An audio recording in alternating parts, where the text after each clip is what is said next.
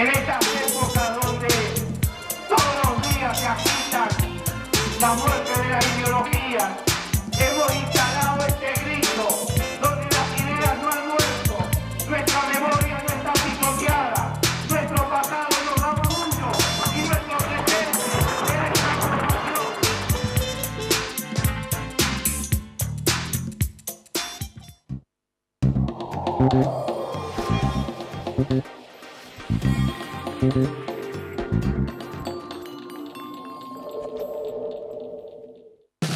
Dale vida al sueño que hay en tu corazón. Realizarlo juntos siempre es lo mejor. Banco Credicop Cooperativo, la banca solidaria.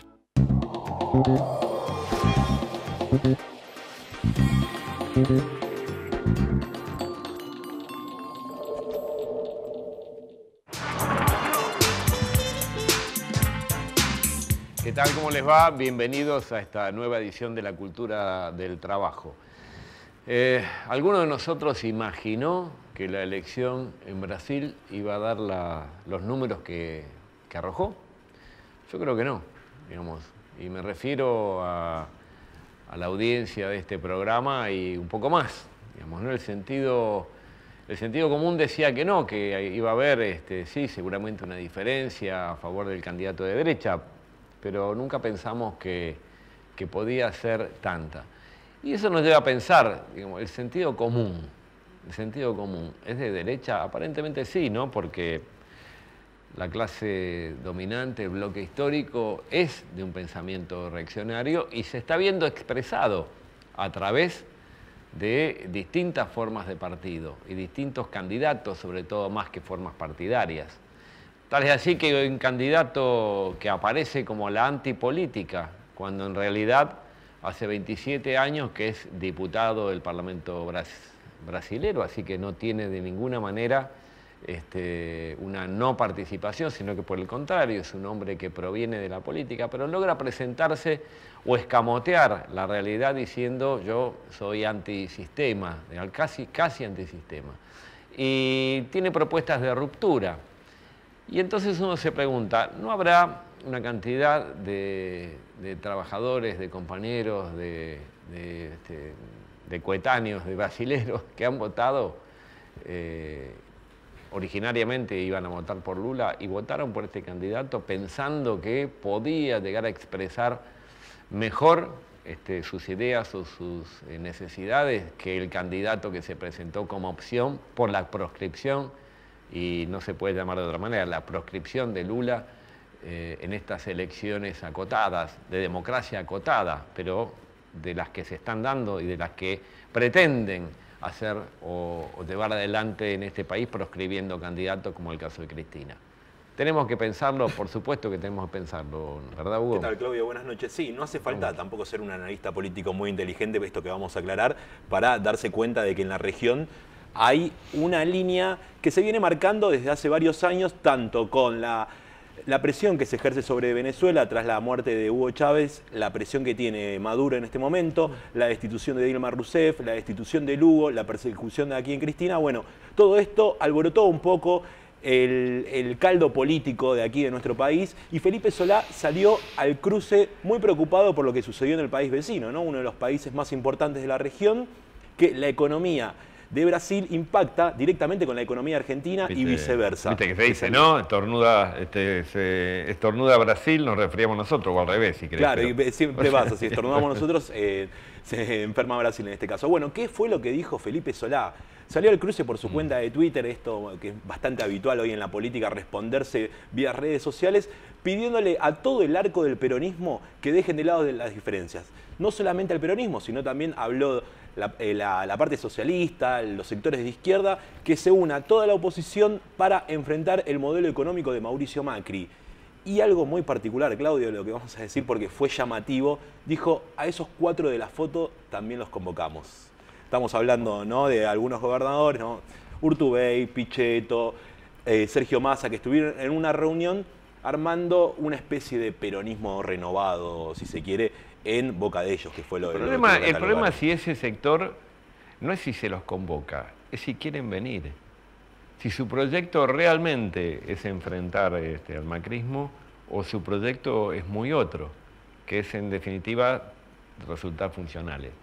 Si así fuera, es muy difícil convencerlos de que nos tiene que unir el amor y el espanto, ¿no? Las dos cosas. Bueno, en este sentido, igual hoy parte del Frente para la Victoria en la Cámara de Diputados, el Frente Renovador, se unieron para frenar este nuevo tarifazo que anunció el secretario de Energía, Javier Iguacel, que es insólito, ¿no? Y también lo declararon como algo inconstitucional desde la Cámara Alta de Diputados, que dijeron que bueno, van a convocar una sesión especial para el día jueves 18, en donde se va a tratar este tarifazo y también la interpelación al secretario Javier Iguacel y al ministro de Hacienda, Nicolás Dujovne, por esta implementación que además es un poco extorsiva teniendo en cuenta los números que se están manejando.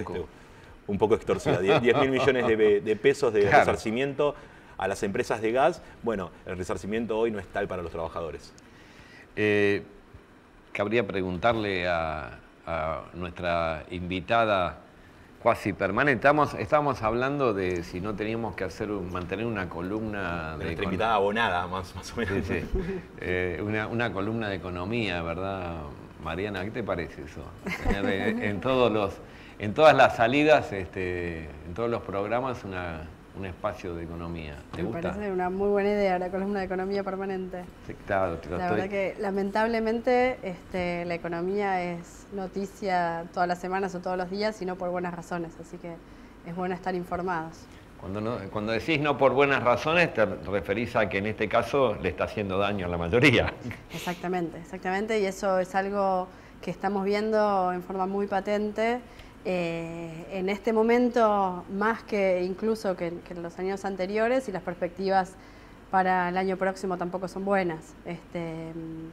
Una paradoja respecto a esta cuestión de las tarifas de gas, ¿no? Estamos mirando con los compañeros de Cifra los números que se presentan con el proyecto de presupuesto, y una cuestión que muestran para este año 2018 es que los subsidios a la energía, el gasto del Estado de subsidios a la energía, no se reducen, sino que aumentan.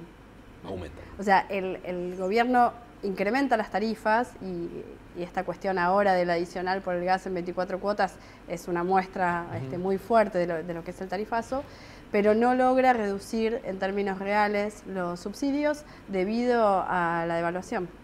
O sea que todo el esfuerzo que ha recaído sobre los consumidores no sirve de nada, siquiera implica menos gasto para el Estado. No sirve de nada en relación a la modificación del tipo de cambio, digamos. Digo, no sirve de nada, claro, no les sirve, este muchacho no les compensa la diferencia. Quiere decir que estamos peor que al principio. Digo, si hubiéramos estado mal al principio, ¿no? Por lo menos en términos de subsidios, peor que el año pasado, por la devaluación de este año. Y los recortes que se fueron haciendo también en los años previos en el presupuesto, tampoco implicaron hasta ahora poder eliminar el déficit fiscal, ¿no? Porque esto empezó con una rebaja de derechos de exportación, de impuestos a las ganancias, de impuestos a los bienes personales. Así que este gobierno fue aumentando el déficit, que ahora propone recortes tremendos para 2018, que ya los está ejecutando, y para el año que viene para solucionar eso que agravó. Ahí me quiero quedar con dos datos que dijo el secretario Javier Iguacel. Uno fue respecto al aumento, donde dio una conferencia de prensa y lo defendió a uñas y dientes prácticamente, donde dijo que este aumento del 34,7% iba a estar directamente en la factura. Lo otro es un aumento encubierto, si se quiere, de 24 cuotas, pero este 34,7% dijo que es el ajuste de la inflación y no lo sometieron al índice de precios que dio el INDEC. Entonces, ¿qué quiere decir el secretario con esto? ¿Que la inflación que está proyectando es mayor al 34,7%?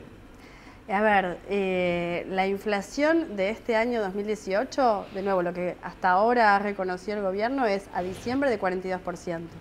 El promedio anda un poco menor en el año, pero a diciembre se va a llegar a un 42% según las estimaciones oficiales. La verdad es que seguramente sea 45% o incluso más.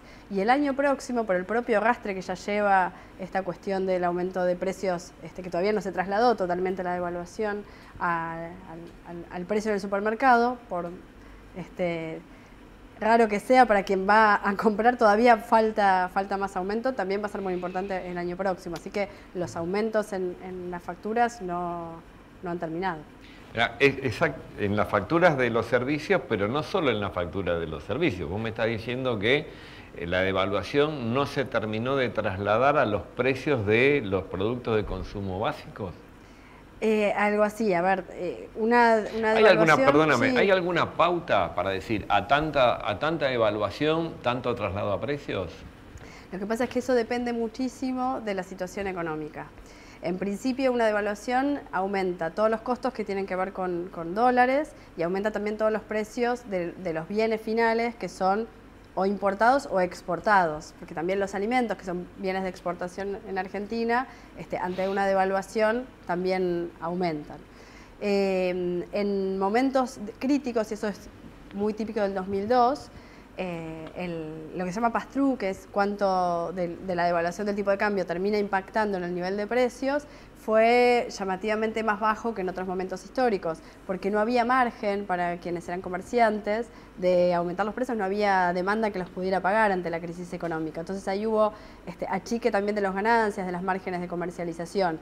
Hoy estaríamos en una situación que en parte tiene algo de eso. O sea, no todo el aumento del tipo de cambio termina pasando a los costos, porque los comerciantes encuentran que no van a poder vender si siguen aumentando los precios.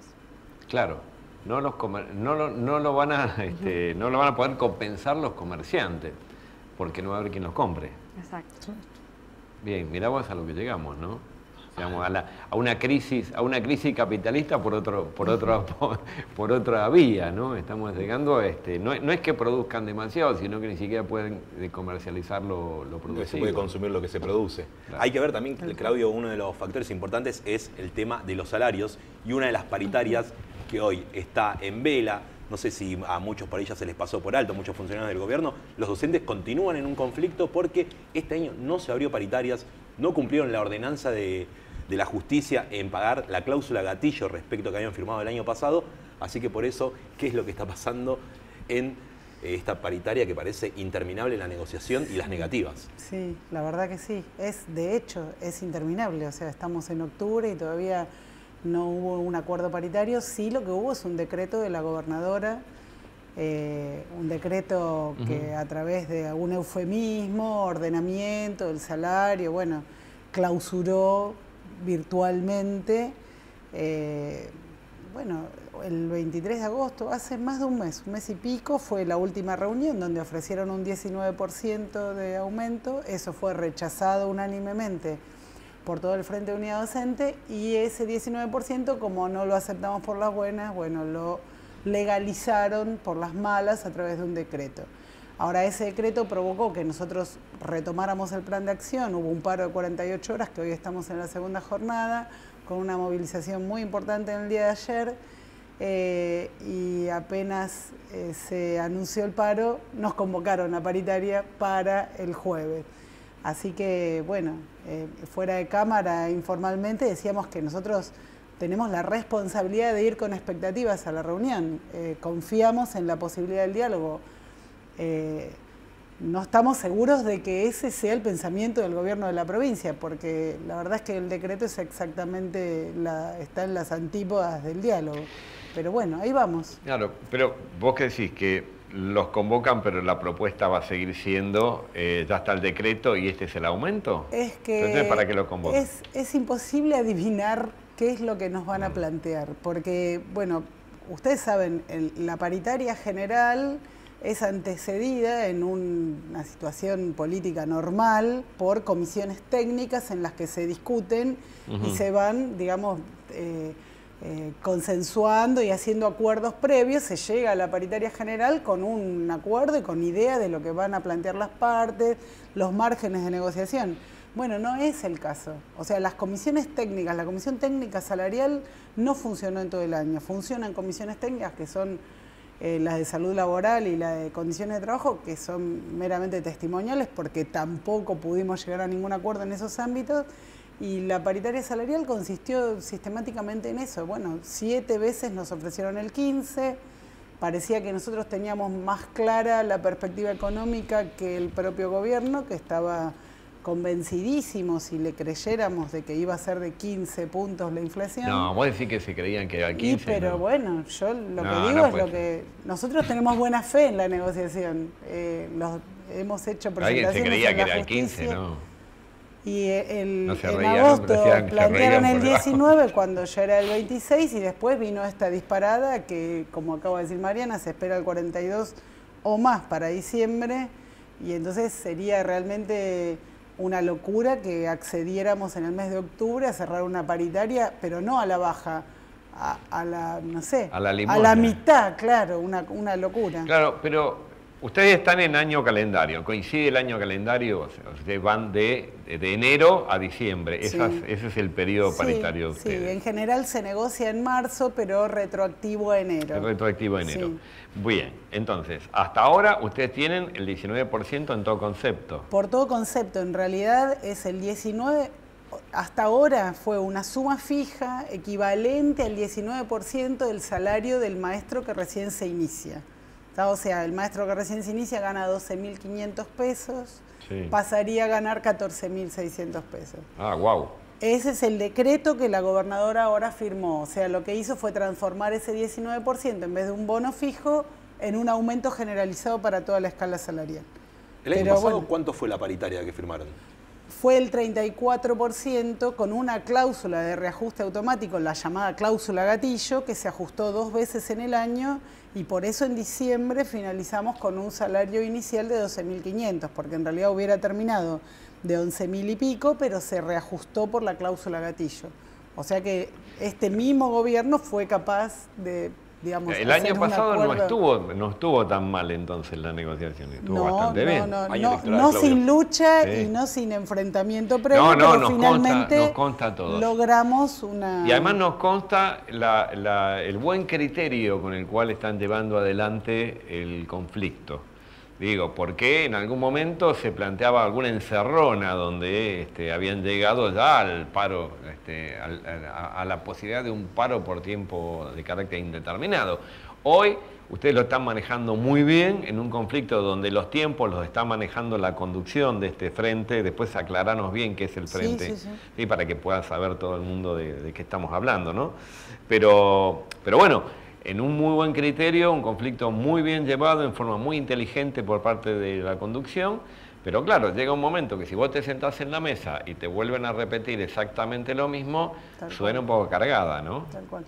Con un agravante que, digamos, la audiencia conoce que el 2 de agosto en la provincia de Buenos Aires ocurrió una, digamos, una cuestión gravísima, que es que en el local de trabajo, en la escuela 49 de Moreno, por una explosión de gas fallecieron la directora y un auxiliar de la escuela, y eso disparó toda otra, digamos, otra vertiente de la crisis. Por eso decimos, no es un conflicto salarial, esto es un conflicto educativo, porque está desatado la crisis de la situación de infraestructura de la provincia de Buenos Aires, de los edificios donde dictamos clase, y, digamos, el gobierno pretende publicitar con mucha angustia 24, 48 horas de paro, que los chicos, que no hay clase, qué sé yo, pero en este momento todavía hay 500 establecimientos en la provincia que no retomaron sus clases después del 2 de agosto porque no se hicieron las obras de infraestructura que garantizan las condiciones mínimas de seguridad, y realmente no los vemos preocupados por eso. O sea, parece que solamente deja de haber clase cuando el Frente de Unidad Docente, los 5 sindicatos docentes de la provincia, hacen una media fuerza, pero cuando no hay clase porque el gobierno no arregla la instalación de gas, o no garantiza la mínima seguridad de la instalación eléctrica, o no garantiza que un patio no se hunda por un pozo ciego vencido, porque estamos hablando de esas 3 cuestiones, ni siquiera genera un plan de obra que le dé seguridad a las comunidades de que esto en el corto o el mediano plazo se va a resolver. Bueno, eso parece que no es tan importante. Parece que eso resultara funcional. Exactamente. En realidad resultara funcional al objetivo final que tiene el gobierno, que es debilitar la educación pública. Sí, la verdad es que uno a veces no lo quiere decir en voz alta porque es increíble que el gobierno de un estado desprecie. Bueno, pero si retiran vacunas del calendario de vacunación, ¿por qué no? si está en juego la vida, ¿por qué no la educación, no? Te doy una vuelta más de tuerca. O sea, el objetivo es claramente, y esto es un proyecto global en el cual tienen que haber organismos internacionales, que tiene que ver con ver digamos, lo que para nosotros son derechos sociales constitucionales, que hay leyes que los protegen, para esta gente son nichos para hacer buenos negocios. Entonces, si vos mirás el presupuesto que ahora pretenden votar, el único ítem del presupuesto educativo que se incrementa es lo que destinaría el Estado argentino a financiar fundaciones, ONG, empresas. O sea, lo único que se incrementa es el dinero que va a los sectores privados que lucran con la educación. Mariana, si ellos terminaran quedando con ese 19, mira, te voy a hacer una difícil, te tiro una así, en vivo una difícil. Si terminara siendo el 19, ¿cuánto estarían perdiendo con un 42 a fin de año? Y así sumando porque y los restando, números porque no es sumar y restar, sí, sumar y restar está bien. Sumar y restar es todo lo que te puedo hacer al aire y es una caída que es como del 20%. De hecho, nosotros lo que venimos viendo es que los trabajadores del sector público en general están teniendo reducciones de sus salarios muy significativas. En el caso de la administración pública, están planeando, de acuerdo de nuevo a estos datos del presupuesto, que entre 2015 y 2019 se hayan perdido 15% del valor en términos reales de la masa salarial. Esto a su vez esconde esta cuestión más novedosa, entre comillas, de los despidos, las suspensiones, las finalizaciones de contrato, los retiros voluntarios, pero sobre todo ahí hay una caída muy fuerte de los salarios reales. Y el caso de los docentes, que no dependen de la nación, sino de la provincia, pero se dan procesos similares. El deterioro que está teniendo el salario en este año es muy fuerte para todos los trabajadores y para los trabajadores públicos es todavía peor. Te puedo agregar algún dato más. En julio ya habíamos tenido una caída del promedio de los trabajadores registrados del sector privado del 7% de los salarios. Julio de este año comparado con julio del año pasado, y pasó agosto, pasó septiembre y está pasando octubre, sin paritarias y con aumentos de inflación muy fuertes, lo que nos indica que este año vamos a estar por encima de ese valor todavía. ¿Vos estás incluyendo sectores estatal y sector privado o solo sectores Este último dato del 7% es el caso del sector privado y, como decía antes, el sector estatal en general viene perdiendo un poco más todavía. Un poco más todavía que el sector privado. Y estoy dando cifras que son a julio porque son las últimas disponibles, pero la verdad es que la situación económica se empeoró desde mayo, junio en adelante y todavía estamos pasando el momento de más deterioro del salario, así que el año va a cerrar peor. ¿Y Cifra no estará exagerando un poco o son cifras oficiales? No estamos exagerando, son cifras oficiales. Sí, ¿no? Sí. Lamentablemente no hace falta exagerar. O sea, es por lo que dicen ellos, digamos, no es por lo que decimos nosotros. No hace falta exagerar. Cuando vemos los recortes en el presupuesto, la verdad que nos llama la atención que son tan fuertes y están mostrados con la inflación proyectada por el gobierno. Si pensamos en que seguramente esos no sean los supuestos y la situación sea peor, la verdad es que es gravísimo. Estamos en una situación que puede ser comparable en términos de recorte del gasto público en este año a la del 2001. Respecto a estos recortes que planteas, estas predicciones que plantea el gobierno con referencia al presupuesto 2019, hoy hubo una reunión donde se presentó un informe de las proyecciones del Fondo Monetario Internacional. Esta reunión fue en Indonesia, donde hace referencia particularmente a Latinoamérica, donde dice que va a crecer un 1,6% la economía, pero en Argentina el PBI va a caer un 2,6% en 2018 y un 1,6% en 2019, además de una inflación del 36% para el año que viene. ¿Cómo impactaría este recorte y esta caída en el PBI aún, sumándole a la que ya está, ¿no? Esta caída que ya está. Sí, los supuestos macroeconómicos que considera el gobierno para el año que viene, es obvio que son optimistas, por decirlo de forma muy suave, son irrealistas. Y hasta el FMI está planteando un escenario distinto. Ellos dicen que la economía caería 0,5% el año próximo y que la inflación sería de 34,8% en promedio. Como vos decís, a nivel de organismos internacionales ya están mostrando un panorama peor. Eso va a implicar seguramente una recaudación menor. Entonces ellos pretenden llegar al déficit cero ajustando fuerte los gastos, pero teniendo una buena recaudación, por el aumento de los derechos de exportación y por esta cuestión de que prevén una situación económica mejor de lo que va a ser. Si eso no se da, ¿tendrán que ajustar más? ¿Se podrá? ¿De dónde van a sacar para el déficit cero? ¿De dónde van a sacar o digo, se lo permitirá la sociedad? Si es por los docentes, Mariana, no. Digamos, que la vienen, ¿no? La vienen peleando y en forma muy inteligente no haber cerrado esa paritaria. Por eso es que en este caso el gobierno de María Eugenia Vidal se lo cierra, intenta cerrarla por decreto, porque el efecto que pretende causar es para qué vamos a seguir discutiendo, peleando esto, si esto ya está, es un tema que está finiquitado con este decreto. Es el efecto que pretende causar y que solo puede revertirse desde una posición absolutamente firme por parte del Frente Docente. Yo digo el Frente Docente, ¿está bien? Frente Unidad Docente Bonaerense. Somos el SUTEBA, que es el sindicato mayoritario, la FEB, Federación de Educadores Bonaerenses, UDOCBA, SADOP, que es docentes particulares, y AMET, que es técnicos. O sea, 5 organizaciones. Sí, ya no es el primer conflicto que enfrentan en esta condición, ¿no? De unidad. No, realmente creo que esa es la clave de poder plantarse, la unidad de las distintas organizaciones con las historias distintas, con los colectivos diferentes que representamos, pero bueno, frente al gobierno estamos juntos. Pensar que en algún momento lo que primaba la diferencia sobre el acuerdo, ¿no? En este caso, en forma también es un signo de madurez y de acierto político. Sí, Mariana recordaba el 2001, en realidad la historia del Frente Gremial viene desde el 2001, así que venimos juntos ya desde hace muchos años trabajando. Ah, mirá. Sí, bueno, es una historia. Bueno. Ahora por lo menos ahora se percibe un poco más fuerte todavía. De cualquier manera, claro, uno lo que intenta o lo que busca es lograr argumentos para discutir la defensa salarial, para reivindicar la necesidad de no perder. Ya, estamos buscando no perder.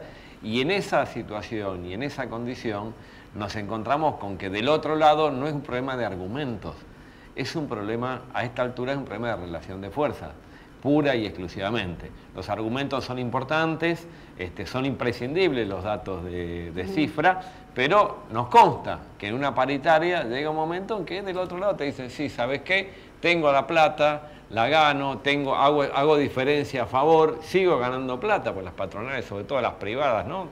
Siguen ganando muchísimo dinero, tienen una tasa de ganancia muy grande, pero llega un momento que te dicen, no, ¿sabes qué pasa? Pero es la mía, y no te la pienso dar. Y en definitiva, lo que terminan desnudando las patronales son esta cuestión de vinimos a ganar plata, que es lo mismo que en definitiva termina sintetizando la posición del gobierno. Vinimos a ganar plata. Este es el fin de la cuestión, donde se estrellan todos los argumentos. Entonces, hay que tener argumentos porque hay que convencer a todos nuestros compañeros de que es así y que la razón nos asiste y el derecho nos asiste, pero también hay que tener la fuerza necesaria, como la unidad que ustedes muy bien practican, para poder enfrentar una situación donde pretenden que retrocedamos en los derechos y retrocedamos en el salario, sobre todo, ¿no? Que es retroceder absolutamente en todo. Cuando no, perder puestos de trabajo. Nuestra misión entonces es buscar ese acuerdo, ese mínimo común denominador para poder enfrentar lo que se viene. Nos estamos viendo la semana que viene, se nos termina el tiempo. Muchas gracias por haber venido al programa. Nos vemos en la próxima La Cultura del Trabajo. Hasta la próxima.